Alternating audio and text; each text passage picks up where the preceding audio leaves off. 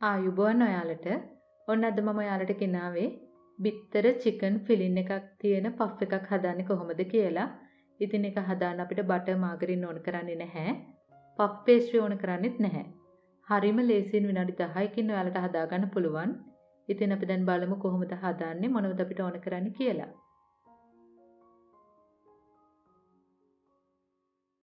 දැන් මුලින්ම ඩෝ එක හදාගන්න අපිට ඕන කරනවා පාන් පිටි කෝප්ප දෙකක්, ඒ කියන්නේ ග්‍රෑම් 260ක්. ඒකටම මම එකතු කරනවා ලුණු තේ හැඳි එකක්, තෙල් මේස හැඳි දෙකක්. දැන් අපි මුලින්ම කරන්නේ ඒ ටික චුට්ටක් කවලම් කරගන්නවා. ඊළඟට වතුර චුට්ට චුට්ට දාලා අපි ගන්න ඩෝ එකක් අනා ගන්න ඕන.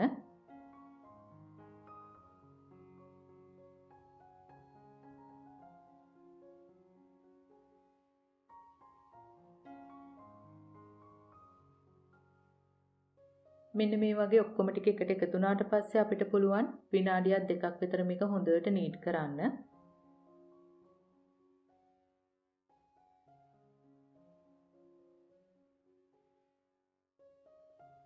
මෙන්න මේ වගේ ඝන ඩෝ එකක් තමයි හදාගන්න ඕන. ඔයාලා ඩෝ එකට වතුර වැඩි කරගත්තොත් අපිට මේ පෆ් එක හදාගන්න අමාරු වෙනවා. දැන් අපිට පුළුවන් මේක කවර් කරලා කරි එක හදනතුරු පැත්තකින් තියලා තියන්න. දැන් මුලින්ම කරි එක හදන්න මම මේ භාජනයට එකතු කරනවා තෙල් මේස හැන්දක් හෝ දෙකක්. මෙතන මම අරගෙන තියෙනවා චූටියටම කපපු චිකන් ග්‍රෑම් 250ක්. ඒකටම එකතු කරනවා සෝයා සෝස් තේ හැන්දක්. ඔයාලගේ රස අනුව ලුණු කුඩු දාන්න. මිරිස් කුඩු තේ හැන්දක් විතර. චිකන් කරි කුඩු මේස හැන්දක් විතර. දැන් මේ ටික ඔක්කොම හොඳට කවලම් කරගන්න. ඊළඟට ඔයාලා කැමති නම් මේක පැය භාගයක් විතර ෆ්‍රිජ් එකේ දාලා තියන්නත් පුළුවන්. එහෙම නැත්නම් මේ වෙලාවෙදිම හදන්නත් පුළුවන්. පෑන් එකේ තෙල් ටික රත් වුණාම මම ඒකට එකතු කරනවා ඉන්සාල් දෙකක්, කරාබු නැටි එකක්, කුරුඳු පුතු කෑල්ලක්, සේර ටිකක් මේ වගේ චොප් කරලා ගන්න. සුදු ලුණු බිකි දෙකක් චොප් කරලා ගන්න. කරපිංච ලොකු ඉති එකක්. ඒ ටික දැන් හොඳට සුවඳිනතුරු බෙද ගන්න.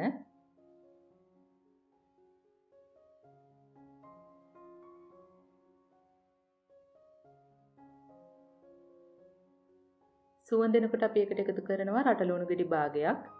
ඒකත් හොඳට චොප් කරලා ගන්න.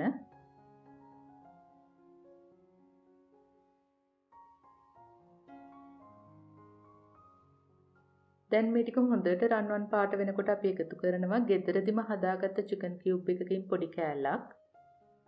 ඒකටම දැන් මිරිස් කුඩු තේ හැන්දක් හෝ දෙකක් එකතු කරන්න. මස් කරි කුඩු මේස හැඳි දෙකක් විතර එකතු කරන්න. ඒව ඉතින් ඔයාලගේ රස අනුව අඩු වැඩි කරලා හදාගන්න පුළුවන්.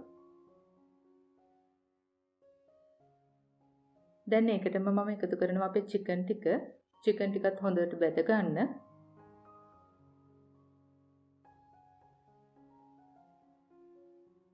ඊළඟට අපිට පුළුවන් එකටම එකතු කරන්න ලොකු අල ගෙඩියක් හෝ දෙකක්.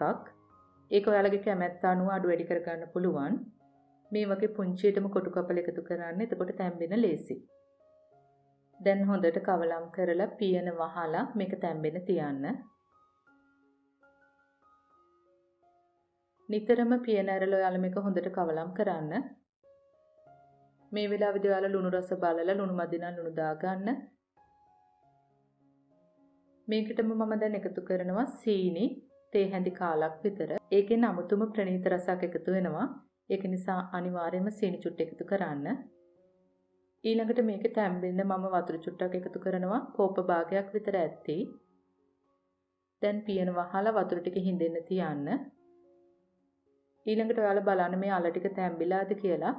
අල ටික තැම්බිලා නම් වතුර ටික හිඳිලා නම් දැන් හරි. දැන් අපිට පුළුවන් ගම්මිරිස් කුඩු තේ හැඳි කාලකුයි දෙහියුෂ බිඳු 3-4කුයි එකතු කර ගන්න. දැන් මේ ටිකත් එකතු කරලා හොඳට කවලම් කරලා ලිප් ඔෆ් කර ගන්න.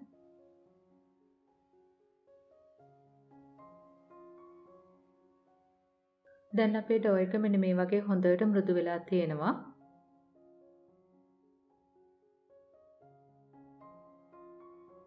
මම දැන් මේ වගේ කාඩ්බෝඩ් එකකින් කොටු හැඩයක් කපාගෙන තියෙන්නේ.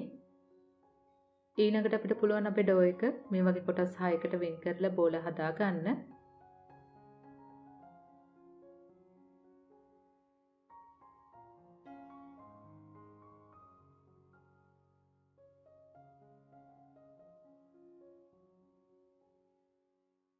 දැන් අපිට පුළුවන් එක කොටසක් මේ වගේ තුනී කර ගන්න.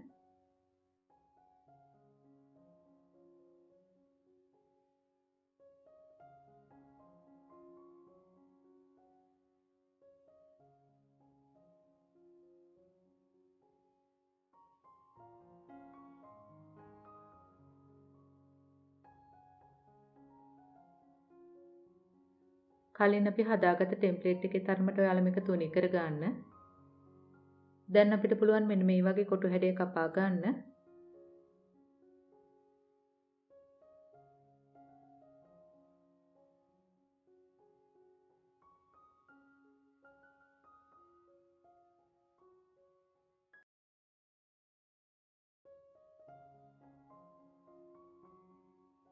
මෙතන මම අරගෙන තිනවා බිත්තර 3ක්. ඒ ටික මේ වගේ දෙකට කපා ගන්න.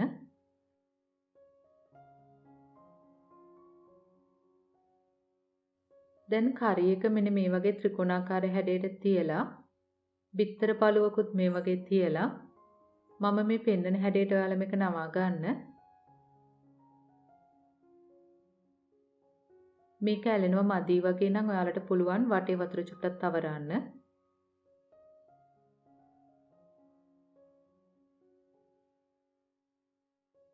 දැන් මේක හොඳටම සීල් වෙන්න ඕන.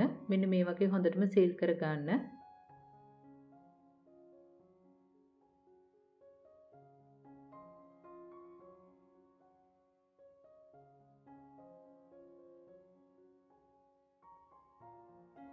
ඊළඟට අපිට පුළුවන් ගැරුපුවක් අරගෙන මෙන්න මේ වගේ හැඩය හදා ගන්න.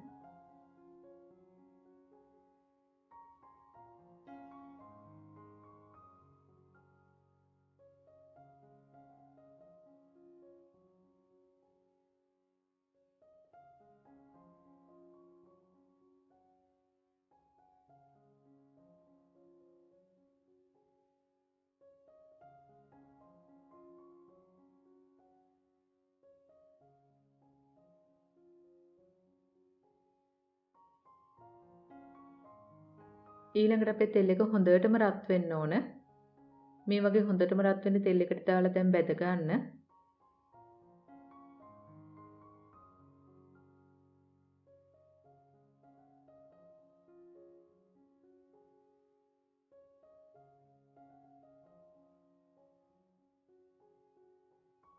පැත්තෙන් පැත්තට හරව මෙන්න මේ වගේ බැද ගන්න.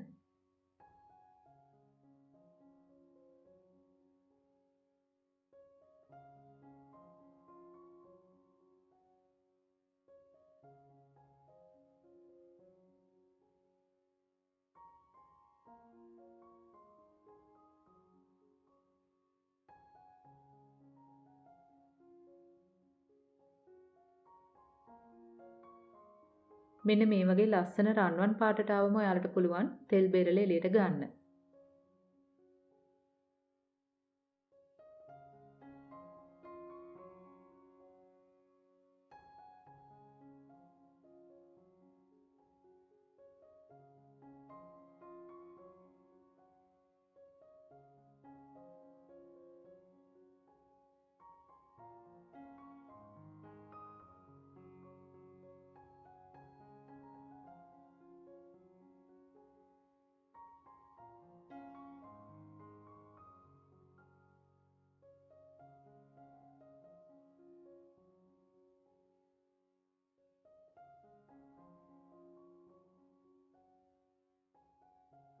අපි දැන් එකක් කපලා බලමු ඇතුළ කොහොමද තියෙන්නේ කියලා.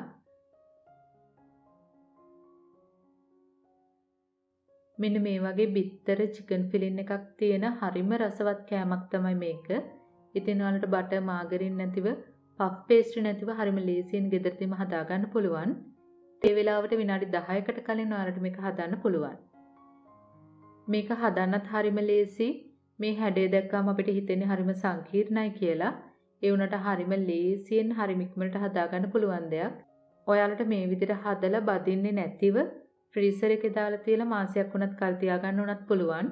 ඉතින් ගෙදරට හදිසියේ නමුත් එකට ඉක්මනට මේක හදලා දෙන්නත් පුළුවන්. ඉතින් මේ වීඩියෝ එක ගැන ඔයාලට ගැටළු යෝජනා අදහස් ඇති ඒව පහලින් කමෙන්ට් එකක් දාන්න. අපි ආයෙත් මේ වගේම රසබර වීඩියෝ එකකින් හමු වෙමු. එතකන් ඔයාලට සුබ දවසක්. ස්තුතියි.